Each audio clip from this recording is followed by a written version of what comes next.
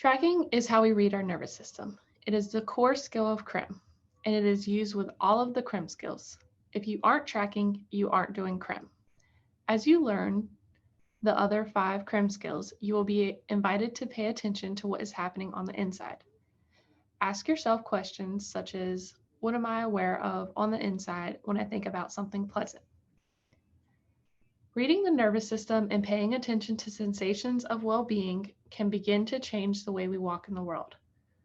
Let me share a metaphor that illustrates the importance of reading the nervous system and drawing attention to our well-being or chasing our resiliency. Consider a garden. Your garden may have vegetables, fruits, or flowers, and it likely has weeds. What would happen to your garden if you chose to only water the weeds? What would happen if you only watered the fruits, vegetables, or flowers? If we water the fruits, flowers, and vegetables in the garden, it is like we're paying attention to the well-being that exists within our body. The more we water or pay attention by reading the sensations connected to our well-being, the more they grow and expand. The weeds still exist, but they're not as prominent. We don't forget about the weeds, but we also don't want the weeds to be the only thing we water because they can take over our garden. When we learn to read our nervous system, we can have a choice as to what we pay attention to, either distress or well-being. CRIM encourages you to pay attention to the well-being. When we are tracking, we are reading the nervous system and paying attention to the sensations of well-being. Sensations refer to the physical experiences in the body. Every thought and emotion has corresponding body sensations. They are another portal or doorway into understanding our experiences. Tracking is the intentional awareness of internal sensations. By noticing these subtle sensations within the body, we can use this awareness to experience a richer sense of self, increase our social skills, and gain better control of our emotions. Paying attention to these sensations can increase our awareness of our emotions and thoughts. In our culture, we have statements to describe the sensations that accompany our emotions, such as I feel blue when we are sad, and I just saw red when we are angry.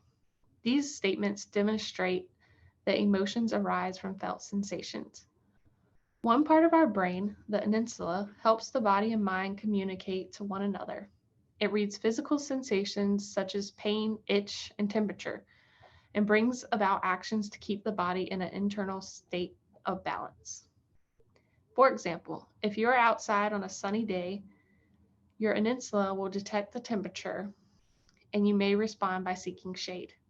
When we learn to read our nervous system in this way, we can reduce impulsivity and improve emotional regulation and clear thinking. When we learn to read the nervous system so as to tell the difference between sensations of distress and well-being, we have a choice of what we pay attention to on the inside. Like with the example of the garden, what we pay attention to grows. By turning our attention to the sensations of well-being, we can establish new neural networks and result in positive neural pathways that complete with or replace existing negative neural pathways. As humans, we all think, feel, and sense. There are some life experiences that no matter how much we think and feel about it, it does not alter the biological responses connected to the trauma when we have a reminder of the experience. Reminders can come out of the blue and knock us out of our resilient zone. When we learn to pay attention to sensations connected to distress, we can also learn to pay attention to sensations that are not distressing. Then we can intercept the hijacking of the nervous system and override the sensations of distress and focus on sensations of well-being. It takes practice. Tracking is noticing and paying attention to what is happening on the inside of your body at the present moment and determining if the sensation is pleasant, unpleasant, or neutral. When you identify sensations that are pleasant or neutral, you stay with those sensations by focusing in on them.